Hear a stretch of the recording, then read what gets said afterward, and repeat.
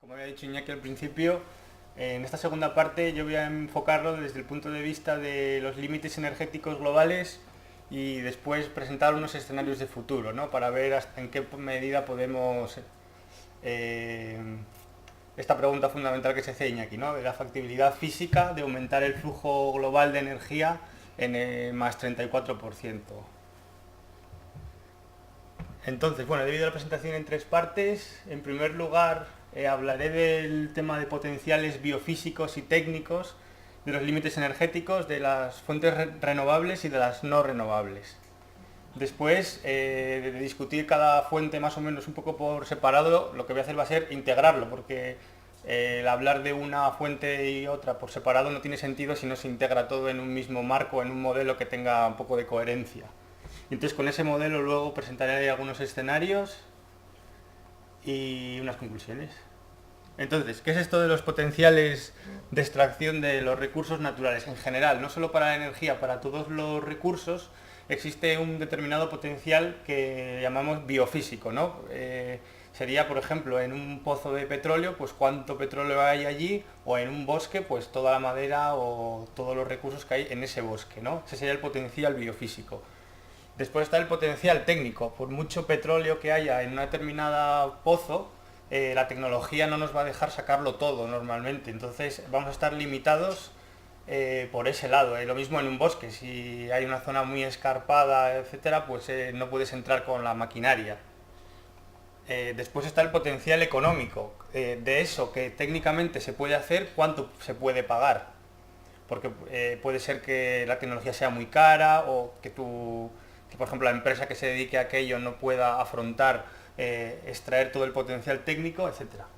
Y después, dentro del potencial económico he metido el potencial social, porque puede ser que haya un recurso, pero que socialmente, o sea, la sociedad, digamos que se niegue a extraerlo por lo que sea. Por ejemplo, un parque natural, o ahora el tema del fracking, pues puede ser que haya gas de fracking, pero puede ser que a la gente no lo quiera extraer, porque no le merece la pena el extraer ese recurso por las implicaciones que ello tendría. Y muy importante que estos potenciales son dinámicos. Si por ejemplo un bosque se regenera, pues el potencial biofísico aumentaría. Si aparece una nueva tecnología para extraer lo que sea, el potencial técnico aumentaría. Si aparecen subvenciones a renovables, el potencial económico aumentaría, etcétera. Entonces, lo primero que hay que preguntarse es esto, ¿son relevantes los potenciales biofísicos energéticos? Pues la visión mayoritaria es que no, porque la visión mayoritaria es que existe una abundancia de recursos tal que, bueno, explico por qué. La visión mayoritaria se basa en la teoría económica clásica o neoclásica, que básicamente no considera el factor tierra, lo eliminaron de las ecuaciones y de los estudios hace 200 años, y entonces la mayoría de modelos funcionan sin recursos. Demanda, supply, como se dice, oferta, y los recursos que hay por debajo para esos mercados de bienes y servicios, pues normalmente no se consideran. Cuando se consideran suelen ser enormes o muy, muy, muy, muy grandes. ¿Qué más nos dice la teoría económica neoclásica? Que el precio es un buen indicador de escasez. Y entonces, cuando existe escasez en un determinado recurso, esto se traduce en un incremento suave del precio, tendencial, de forma que da tiempo a que las alternativas y los sustitutos se vayan desarrollando, de forma que el crecimiento económico no se vea afectado en última instancia. Entonces, lo que básicamente dice la teoría económica neoclásica es que las limitaciones de recursos pues, no son un problema. Entonces, la consecuencia de esto, como no es un problema, pues la gente no lo estudia. Los potenciales biofísicos están muy poco estudiados en la literatura. Y entonces, viendo un poco de la gente o de los enfoques que se utilizan, pues en la gente que estudia potenciales biofísicos no renovables hay una tendencia, como decía, al optimismo, a la sobreestimación de recursos disponibles y sobre todo a largo plazo. En el corto plazo sí que hay matices de restricciones, etcétera, pero en el largo plazo la visión es que hay potencial biofísico vamos, todo lo que se quiera. Y otra cosa es cuestiones geopolíticas, que si hay conflictos en Oriente Medio, pero eso no es potencial biofísico, eso sería otro tipo de potencial. potencial económico o social. Y en el tema de renovables hay aún menos estudios enfocados en este tema y se enfocan desde el punto de vista técnico-económico, de forma que se obvia o no se estudia desde el punto de vista biofísico. Entonces, como explicaré después, en cuestión de renovables se produce el absurdo de que ¿Cómo funciona este? El potencial técnico, por algunos estudios, es superior que el potencial biofísico. O sea, que no tiene ni pies ni cabeza, pero como se empieza a estudiar desde la esfera azul hacia adentro, se obvia la esfera verde y lo mismo la esfera verde es más pequeña y todo, por supuesto, todo está incluido en la esfera verde. Pero luego voy a dar un ejemplo concreto. Entonces, respondiendo a esta pregunta de si son relevantes los potenciales biofísicos, por ejemplo, para las no renovables, he puesto aquí un resultado de dos modelos típicos que estudian cambio climático. He puesto cambio climático porque es el típico modelo que va a muy largo plazo, ¿no? Si os fijáis, ahí va hasta 2100.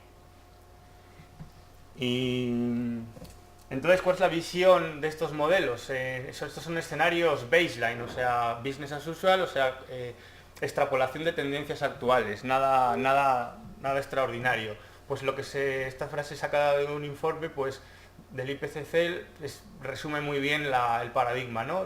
Es evidente que en ausencia de políticas climáticas, ninguno de los escenarios SRES, que son los escenarios con los que funciona el IPCC, o funcionaba mejor dicho, anticipa un final prematuro de la edad de los combustibles fósiles. Es decir, que en principio había recursos fósiles disponibles sin ningún tipo de restricción, ¿no?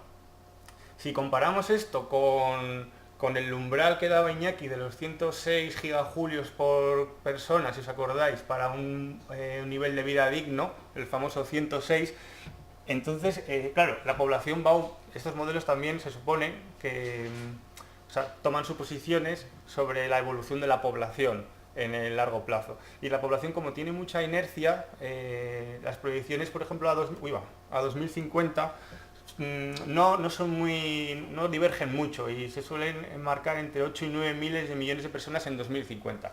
¿Por qué digo esto? Porque el umbral de 106 gigajulios por cápita en 2050 no será los 720, sino que si son 8 miles de millones, pues 850, y si son 9, 950. O sea que ese requerimiento de energía con el tiempo, si la población aumenta, aumentará. Entonces, si superponemos esta información en el resultado de los modelos business as usual, pues se ve que hacia 2050 pues sí que se podría alcanzar ese nivel de energía. O sea que en principio, por cuestiones de potencial técnico, biofísico, etcétera, no habría mayor problema, ¿no? Aquí en 2050 justo los dos, no lo he hecho adrede, pero vamos, coincide ahí en 950, 900 más o menos. Esto es desde el punto de vista de las no renovables. Desde el punto de vista de las renovables, tomo también otro informe del IPCC porque lo mismo, que estudia potenciales a largo plazo y hacen unos reviews de literatura muy buenos.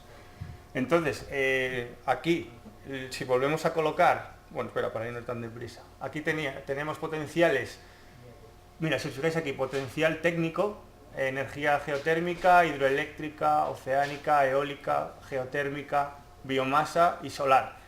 Y aquí está el potencial y cuidado que es una escala logarítmica, o sea, 10, 100, 1000, etc. Entonces, si lo comparamos con estos 900 exajulios por año, pues se ve que solamente ya en energía solar, que repito que es logarítmica, o sea, estos serían 60.000 o algo así, pues diríamos que no tendríamos restricciones, tampoco por el lado de las renovables. Potencial técnico, ¿eh? Por eso la discusión en general se sitúa tenemos este potencial técnico, ¿cómo podemos pagar para que eso se convierta en potencial económico y que esté disponible, ¿no? Esta es la visión, digamos la visión general, o la visión convencional, la visión dominante. Entonces, bueno, esta visión olvida aspectos bastante importantes. Y entonces yo voy a entrar un poco en detalle en qué aspectos obvia y cuáles son las consecuencias que tendría el considerar esos aspectos si se introdujeran en el análisis. Entonces, primero hablaré de los no renovables y después de los renovables. Bueno, en general, para cualquier agotamiento, para cualquier recurso no renovable minero, se puede decir, simplificando mucho, que sigue este perfil, ¿no? Al principio, cuando hay muchos yacimientos, son todos, hay, ¿cómo decir? Primero, si hay muchos yacimientos, pasa por los buenos, pasa por los grandes, pasa por los baratos, pasa por los que te es más rentable explotar. Entonces, si os fijáis aquí, estos que representan pozos, pues son pozos más grandes. Entonces esta extracción aumenta hasta que llega un momento, más o menos, hacia la mitad de la extracción, en que esta extracción se reduce por motivo geológico. Y después de llegar a este máximo, se va a recursos peores, más pequeños, más difíciles, pero tienen menos rentabilidad energética, menos rentabilidad económica, y entonces la energía que sale de ahí es más cara. Esto simplemente es la ley de rendimientos decrecientes aplicada a, digamos, a extracción de recursos. Un ejemplo de esto es la comparación entre petróleo convencional y lo que llaman petróleo no convencional. No sé si estáis muy familiarizados con este tipo de clasificaciones, pero el petróleo convencional es simplemente una etiqueta que quiere decir que es fácil de sacar y por lo tanto es barato, y es el que se ha extraído al 95% de la extracción acumulada en la historia. Y el petróleo no convencional se le pone esa etiqueta a todo petróleo que es de peor calidad, que es más difícil de sacar, que es más sucio, que tiene peor rentabilidad, y hay diferentes tipos, porque al final los pozos de petróleo dependen mucho de la geología, no son todos homogéneos, etc. Entonces aquí, si se compara, por ejemplo, conventional oil well, pues petróleo convencional con LTO, que es un tipo de no convencional, aquí se ve en años la extracción para 2 pozos tipo, y aquí se ve la proporción a lo largo del año, cuánto se saca en relación con la máxima producción. Entonces, ¿qué se ve? Que el pozo convencional durante muchos años saca bastante cantidad respecto del pico, pero los de no convencional llegan al pico y enseguida, en menos de 4 años, ya están sacando cantidades bajísimas de energía.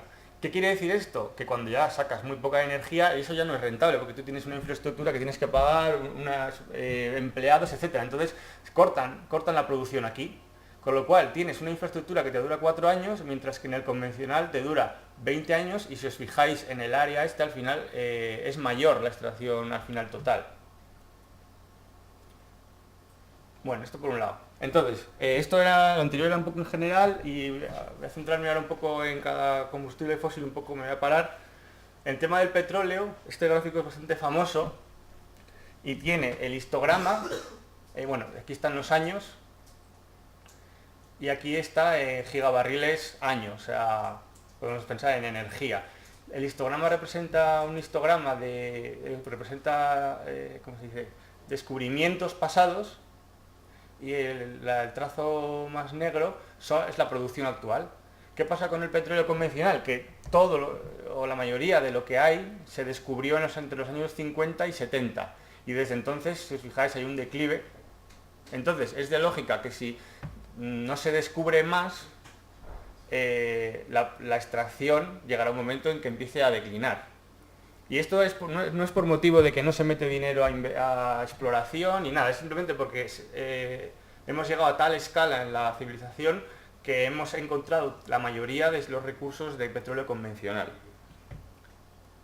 Esto del pico de petróleo, si hace 10 años o 5 había que hablar de esto, era un infierno, porque era una teoría muy controvertida, tenías que justificarla, que apoyado en muchísimos datos, muchísimo análisis, pero ahora, desde que las agencias internacionales han admitido que ha ocurrido el pico de petróleo, ocurrió en 2006, esta gráfica es de la Agencia Internacional de Energía, pues las presentaciones de pico de petróleo y general de limitación de recursos son mucho más fáciles de hacer.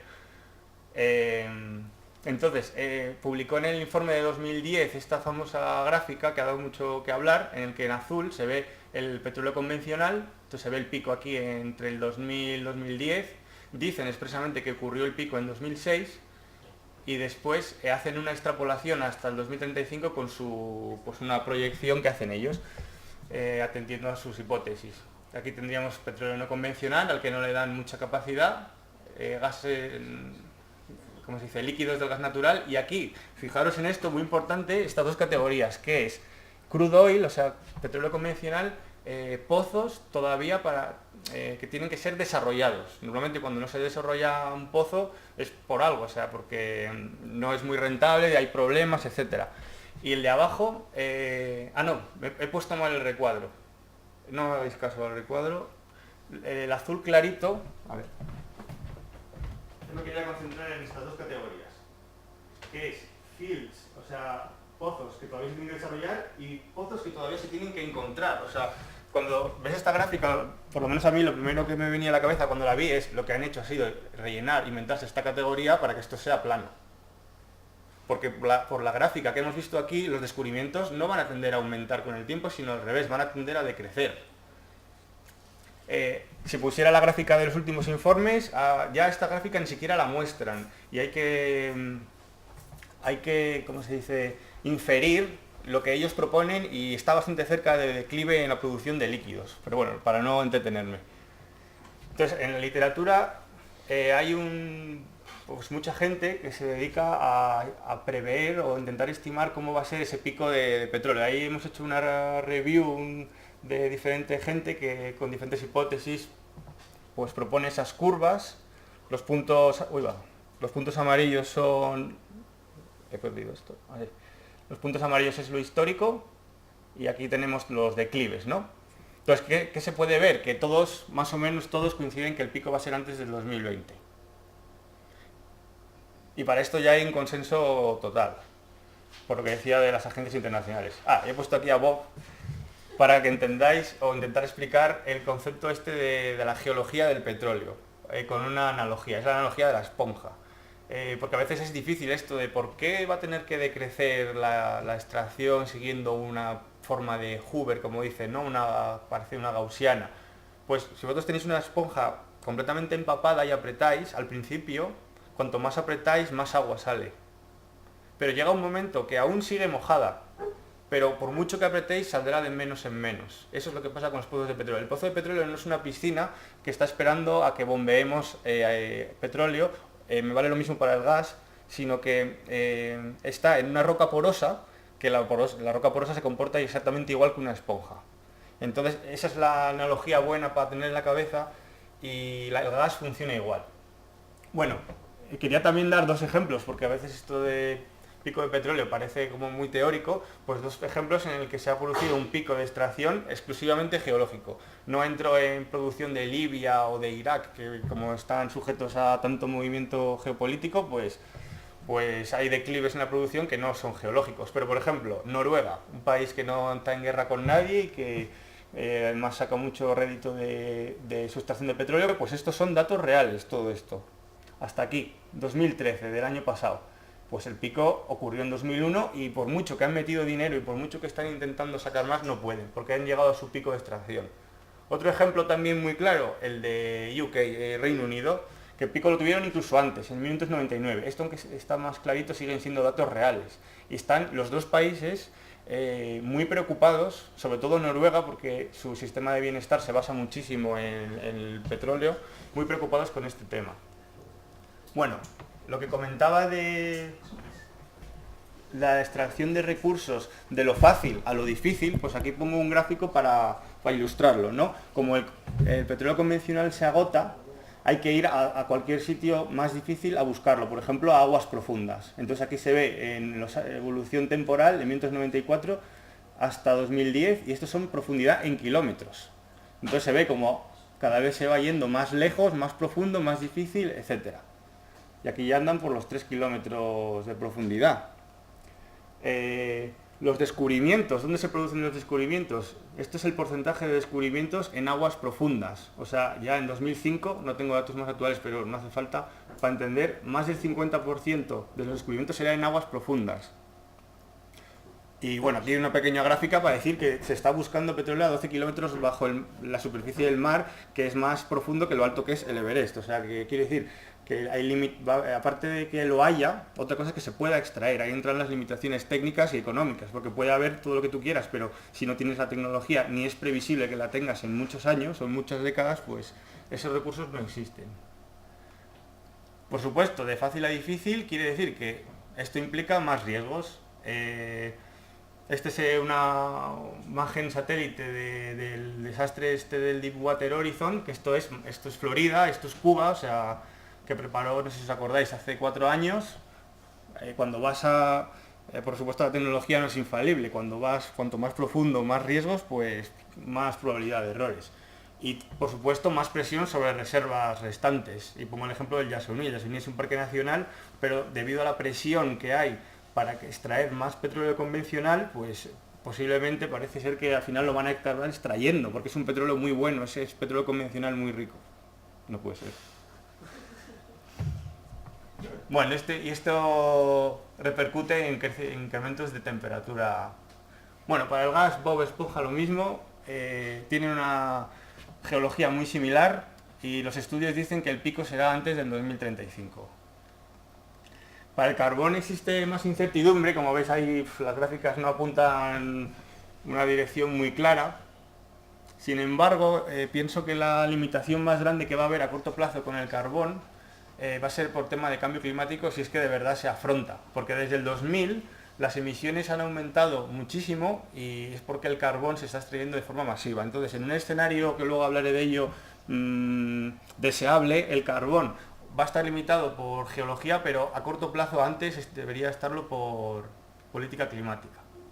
Entonces, comentaba antes que existe una tendencia a la sobreestimación de los recursos y de las reservas. Hay una falta de transparencia de los gobiernos total. Rusia, China no quieren, no reportan sus datos o reportan un número de hace 25 años y no se sabe muy bien lo que hay o no quieren que se sepa. No existen definiciones estándar. Lo que es un recurso para un país no tiene la misma definición en otro país. Tema de probabilidades, las unidades, es bastante desastroso. Y existe una gran incertidumbre en los datos. Entonces los recursos y reservas que se suelen utilizan datos con mucha incertidumbre. Voy a dar 3 ejemplos muy rápidos para que no quede así de forma abstracta.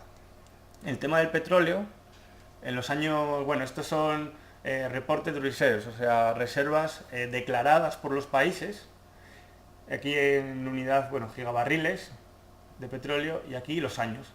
Entonces, aquí en los años 80, si os fijáis, hay una serie de escalones.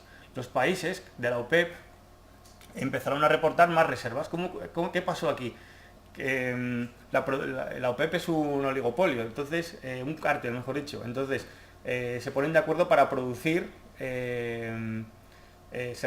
dicen, vamos a producir entre todos 100 y después se reparten, pues tú vas a producir 20, tú 40, todo lo que sea. ¿Cómo ponen esos porcentajes? Lo ponen proporcional a las reservas declaradas. Entonces aquí hubo un país muy listo que dijo, si yo reporto más, produzco más y gano más. Y después este dijo, pues yo también, todos aquí a la vez, y el último que no se había enterado muy bien, pues unos años más tarde. Y entonces todas esas reservas se utilizan normalmente en los datos, las estadísticas oficiales, etcétera, pero son ficticias, es una guerra, es otra guerra. Tema de petróleo no convencional, por ir a algo más moderno, lo mismo. Salió este mismo año esta noticia.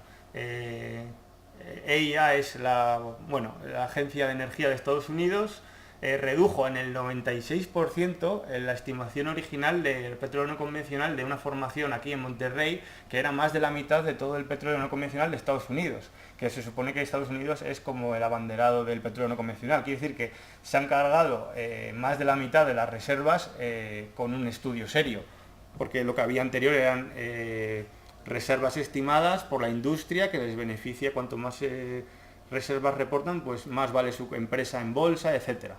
Entonces un estudio serio lo reduce al 96%, o sea, se queda con el 4% de lo que habían dicho al principio. Y con el tema del carbón, que también parece que hay muchísimo, que estamos ahora metidos ahí con esto, porque también es un tema, así como petróleo y gas está muy estudiado, el tema de carbón mucho menos.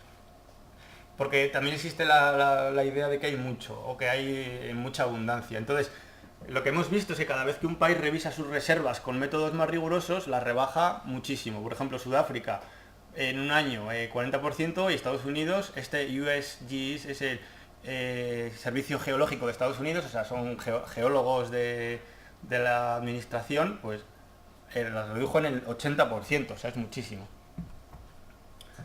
Bueno, resumiendo, las metodologías habituales sobreestiman el recurso disponible, el tamaño del depósito, ignoran la existencia de los límites geológicos en la extracción, o sea, el grifo. O sea, es la comparación entre una piscina y un depósito con un grifo. Se suele considerar que hay como una piscina que es muy grande, que es muy profunda, pero en realidad tenemos un depósito con un grifo. No se puede sacar todo al ritmo que nosotros queramos. Esto es solamente la parte de no renovables.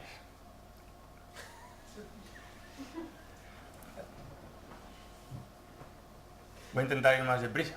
A ver. Bueno, pues mira, esto fuera. Voy directo a los límites biofísicos.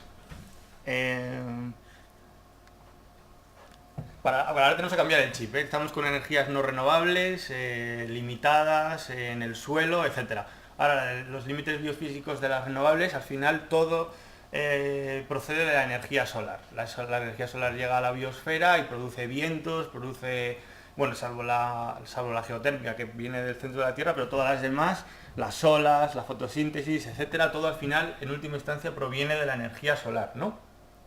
Entonces, ¿cuál es el problema?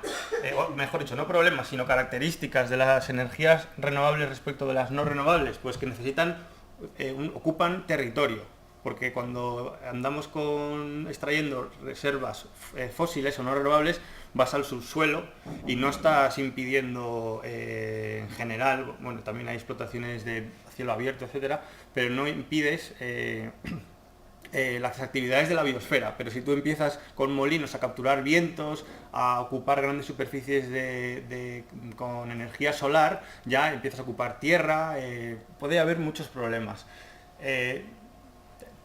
Tienen una baja tasa de retorno energético, es decir, que cada energía que se mete para producir renovables, las renovables te dan menos que las fósiles. Y además es no acumulada, es intermitente, con lo cual nosotros estamos acostumbrados a tener energía acumulada, etcétera, y utilizarla cuando queremos. Y las renovables es diferente porque tienen sus propios ritmos. La solar pues no puedes producir de noche, etcétera. Tema de territorio y de densidad. Aquí, para diferentes energías, y esto es una unidad de densidad energética. Tienes que pensar en energía por unidad de superficie. Las fósiles, un agregado así, una media general que han calculado, serían unos 150, los números no importan, pero bueno, veis que la barra esta es mucho más grande que todas estas de aquí. Entonces tendría 150 vatios por metro cuadrado y después estaría la solar, que es la solar, la eólica y los biofuels. Aquí se ve clarísimamente que las renovables tienen una menor densidad que las fósiles. En cuanto a la solar, estos son los valores que se suelen dar teóricos ahora mismo.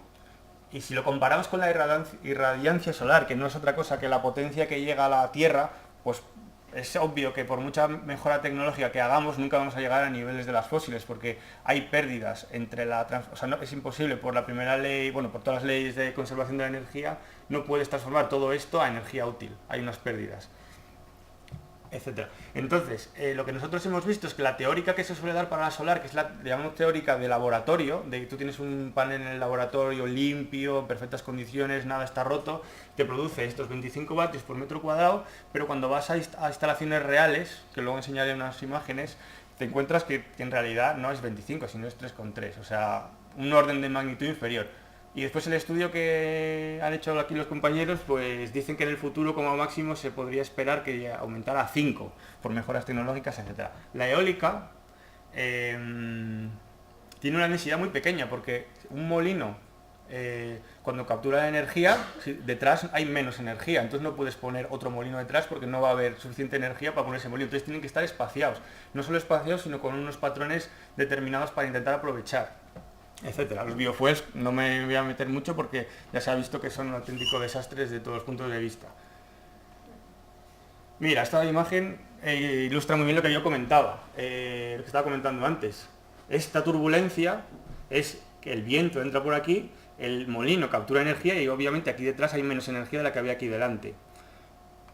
Entonces, cuando hicieron este trabajo, vieron que las estimaciones de potencial técnico en la literatura pues no tenían en cuenta esta interacción entre molinos, es decir, que este molino, aquí hay menos energía que aquí y aquí menos energía que aquí, etcétera. Lo que hacían era considerar cada molino coge lo mismo. O sea, así dicho parece muy bruto, pero así se hacía, esa era la metodología. Y encontraban estos potenciales. Los números, pues lo mismo, no es importante quedaros con 78, 72, 1500. ¿Qué pasa? Que la potencia total disipada por la atmósfera en los 200 metros más cercanos a la superficie, que es una altura ya considerable para pensar que no vamos a hacer molinos mucho más altos que 200 metros, es de 100 teravatios. ¿Qué quiere decir esto? Que jamás se podrían coger lo que no hay. Quiero decir, que este estudio en concreto viola la primera ley de la energía, o de conservación de la energía, de manera flagrante, y estos dos, para capturar el 78% de 100 teravatios, sabiendo que la mayoría de la superficie de la Tierra es océano con placa continental muy baja, es imposible también, etc. Entonces, yendo para abajo con estos 100 teravatios, bueno, esto se ve un poco más así, el estudio encuentra que el potencial técnico, pues atendiendo a que no vas a poner molinos en lo alto del Himalaya, ni en la Antártida, etcétera, en sitios, etcétera, que no están muy a mano, pues llegan que el potencial técnico sería de 1 teravatio, pues comparando con 78.572, pues es una diferencia. Estos son estimaciones, no quiere decir que vaya a ser 1, puede ser 2, puede ser medio, puede ser 5, pero lo que está claro es que no puede ser 80. Estos son órdenes de magnitud. Bueno, en cuanto a la solar, las estimaciones de potencial, como decía, teórico, aplicando la densidad teórica, salen que se podría consumir el consumo energético total actual pues entre 2 y 30 veces, o sea que también habría solar en muchísima abundancia. ¿Qué pasa? Hicieron un estudio muy sencillo, fueron a Google Maps, vieron este parque, esto es un parque fotovoltaico, qué energía produce, porque eso hay estadísticas muy específicas, vamos, muy concretas para cada parque, y vieron con Google Maps cuánto ocupa, con instalaciones auxiliares, la separación entre las placas porque no se pueden dar sombra, a veces suelen cortar los árboles alrededor, como se ve aquí, para que no den sombras. Entonces tú contabilizas todo, no lo de laboratorio de cuánto me da la placa, etcétera, y entonces te sale el famoso 3,3 que decía antes. En tema de ciudades, bueno, hay estudios que, claro, como el urbanismo que tenemos no está pensado para capturar energía solar, los edificios se dan sombra uno a otros, están mal orientados, pues la capacidad de generar energía fotovoltaica en tejado o en ciudad es muy pequeña. Hablan de menos de, pues esto, es menos del 5% de la energía final total. Bueno, y aquí diríamos ya el potencial que estiman ellos razonable. Lo que hacen es llevar al absurdo los potenciales dados por otra gente, que son estos en azul, y lo comparan, estos son megahectáreas, y este es en la barra verde las megahectáreas de la superficie que se utiliza ahora para agricultura en todo el mundo. Entonces, claro, llevando su densidad, la densidad real con las superficies que ellos proponen, se llega al absurdo de que habría en la mayoría de los casos... se ha estropeado el chisme este. Bueno, habría que ocupar una cantidad de superficie mayor de la que se dedica a agricultura, pues es bastante absurdo. Entonces ellos proponen un límite de 120 o 200 megahectáreas. ¿Se ha estropeado esto? Sí, bueno. Vale. Otra manera de verlo, pues con un potencial de 25 era optimista de laboratorio, toda la energía eléctrica se podía producir con este cuadrado donde pone World, que está ahí en el medio del Sáhara, con una densidad más realista, sería eso. O sea, sería un incremento muy sustancial. Bueno, biocombustibles no voy a entrar en ello porque yo creo que ya está visto, además en Eco creo que vas a hablar, ¿no?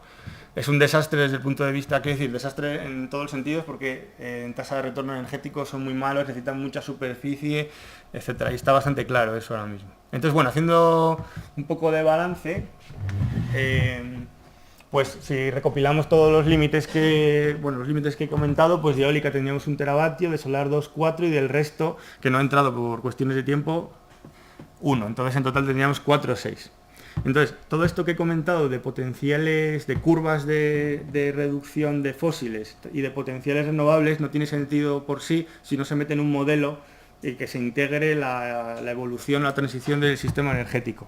Entonces, pues en este modelo, bueno, esto es muy abstracto, abajo estarían las fuentes no renovables y a la derecha los límites físicos de las energías renovables y muy importante los límites de los ritmos de implantación, porque no es posible que mañana o el año que viene tengamos, yo qué sé, un incremento de la superficie solar de 10 veces. Es físicamente imposible. Entonces, porque muchos modelos funcionan por optimización. ¿Cuánto necesito para llegar a este objetivo? Pero nosotros tomamos la otra perspectiva. Pensamos en horquillas de incrementos razonables y vemos si alcanza el objetivo o no. Porque si no se llega muchas veces a situaciones absurdas. Entonces, ¿qué futuro? El modelo que voy a presentar un poco después no es un modelo en el sentido de predicción, sino es un modelo construido con la lógica de qué futuro no es posible. Entonces, podemos tener un escenario en que las renovables rellenan el hueco de las fósiles y siguen incrementándose, pero ya hemos visto que es imposible porque no respeta los ritmos de transición y el potencial renovable, si os fijáis, es de 700 exajulios al final del siglo, pero es mucho mayor que el potencial que hemos estimado nosotros de unos 200. Este no respeta tampoco el potencial, entonces nos tenemos que pensar en irnos a escenarios de este tipo, en que las renovables no van a ser capaces de rellenar el hueco. Bueno, no tengo tiempo de explicar el modelo, pero bueno, unos resultados básicos, integrando todo lo que he comentado en un modelo que es relativamente sencillo. Se proyecta unas demandas de energía y se ve si se pueden cumplir. Entonces, en el transporte es el sector que vemos más preocupante. Entonces, vemos cómo la demanda en un escenario tendencial sigue aumentando, pero las tecnologías alternativas tipo coche eléctrico, petróleo no convencional, gas, biofuels, no consiguen rellenar ese hueco y se produce esa divergencia enorme, que es lo que nos lleva a nosotros a decir que los business as usual, como se suelen proponer, son imposibles. Son no factibles, vamos. Y si intentamos plantear un escenario tecno-optimista en el que se promociona el coche eléctrico a tope, más superficie para biofuels, más no convencional, etcétera, etcétera, etcétera, pues llegamos a una conclusión muy similar. La energía para transporte no aumenta. Bueno, aumenta muy poquito, pero no sigue la tendencia. Y se ve que la demanda es mayor en este escenario tecno-optimista, puesto que mayor crecimiento económico para mejores innovaciones generan mayor demanda energética. En tema de electricidad se solucionaría el tema, la diferencia entre demanda y supply, con una promoción muy fuerte de renovables, es lo que hemos encontrado nosotros. Es el de la derecha. Y si miramos toda la energía total, ya vamos poco a poco conectando con lo que comentaba Iñaki, que no sé si en algún momento pensabas que iba a conectarlo, pues encontraríamos esto. Una demanda que crece, pero una supply, una oferta que se estabiliza y después parece que va más para abajo. Esto es, la raya punteada roja sería el umbral que daba Iñaki de los 106 gigajulios per cápita, extrapolados con el incremento de población, etc. Entonces, comparando esta visión con lo que comentaba al principio de las agencias internacionales que decían básicamente que no hay problema, que no habría problema de alcanzar esos 900 exajulios al año, pues lo que vemos nosotros al integrar todo lo que os he contado de los potenciales y de las restricciones, vemos que no se llega. Por supuesto, estas cosas siempre son orden de magnitud, etcétera, ¿eh? No decimos que va a haber un supply de 600 en el 2050, para nada. Entonces, para no quedarnos así con mal sabor de boca, realizamos un escenario, pues eso, imaginando un escenario factible y deseable. ¿Qué me refiero con deseable? Pues sostenible y equitativo a nivel mundial. Equitativo en la distribución de la energía. Y factible me refiero a que no se produzcan estas separaciones entre demanda y oferta tan brutales. Entonces tiene tres características clave este escenario. Nos ajustamos a las limitaciones energéticas, o sea, el GDP, la producción económica, se ajusta a esas limitaciones energéticas. El GDP, por lo tanto, no podrá crecer mucho más por ese vínculo entre energía disponible y GDP, pero también debido a los impactos sobre la biosfera que actualmente hay y la reducción de las desigualdades, como decía Iñaki. No solo que los menos desarrollados aumenten, sino que los desarrollados reduzcan. Bueno, la relación entre GDP y consumo de energía es obvia. Y el tema de huella ecológica, no sé si estáis familiarizados. Básicamente que estamos consumiendo por encima de la capacidad de regeneración del planeta. Y bueno, esto es un pequeño gráfico para ilustrar enormes desigualdades en la distribución en el acceso a la energía, ¿no? Se ve África, etcétera, algunos países del sudeste que están en rojo muy oscuro. Y ya, resultados. Este sería de la manera en que ajustamos. Si os fijáis, la demanda ya no tira para arriba, sino que se ajusta al supply. Y por supuesto, los requerimientos para un nivel alto pues irían para arriba, nosotros iríamos más para abajo. Y lo que hago es dividir el mundo en dos grupos de países. A ver, si se entiende esto. La raya negra esta es exactamente igual que esta, pero en per cápita. Y dividido en dos grupos de países. Por un lado, los países más desarrollados en Norteamérica, Europa y bueno, he pedido también los que más energía consumen como Rusia, y después los países más pobres que son los que menos energía consumen. Y he dicho, pues voy a hacer que en 2050 el consumo per cápita coincida con lo que nos da el modelo que se puede conseguir en 2050. ¿Cómo tendría que comportarse cada grupo de regiones? Entonces lo que sale es esto, que los desarrollados, como al final son una parte minoritaria de la población, tendrían que reducir muchísimo, de estos 200 a casi 50, o sea, 4 veces menos energía, y los más pobres, con un pequeño incremento, lo que comentaba Iñaki, con un pequeño incremento de energía se consiguen grandes incrementos de desarrollo, mejoras. Bueno, y aquí ya contextualizando lo que ponía Iñaki. Entonces, lo que se puede concluir es que los 106 esos per cápita son, a la vista de lo que nosotros hemos considerado, imposibles, pero afortunadamente tenemos para vivir todos dignamente. Esto sería una conclusión así en órdenes de magnitud otra vez. Si llevamos a la relación entre energía y GDP, la misma gráfica, esta gráfica es de GDP, o sea de PIB, pues es una relación similar. El GDP de los países desarrollados tendría que reducirse unas 4 veces. Entonces, para alcanzar un GDP más o menos de unos 11.500, 12.000 dólares per cápita, porque son 12.000 dólares per cápita, es la renta similar en países como Brasil, Costa Rica, Montenegro o Tailandia. Pensad todo esto en una reducción de las desigualdades del 100%, o sea, todo el mundo con un Gini de 0, porque eso es importante también. Y ya sí que acabo de verdad.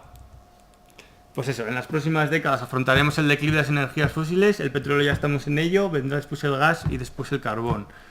Es muy dudoso que las energías renovables puedan cubrir ese hueco dejado por las fósiles y mantener el actual modelo socioeconómico. Estamos en una crisis sistémica y las soluciones tecnológicas solo no son suficientes. Y el escenario de igualdad de acceso a la energía muestra que los países desarrollados deberán de crecer en su consumo de energía para que los más desfavorecidos puedan incrementar.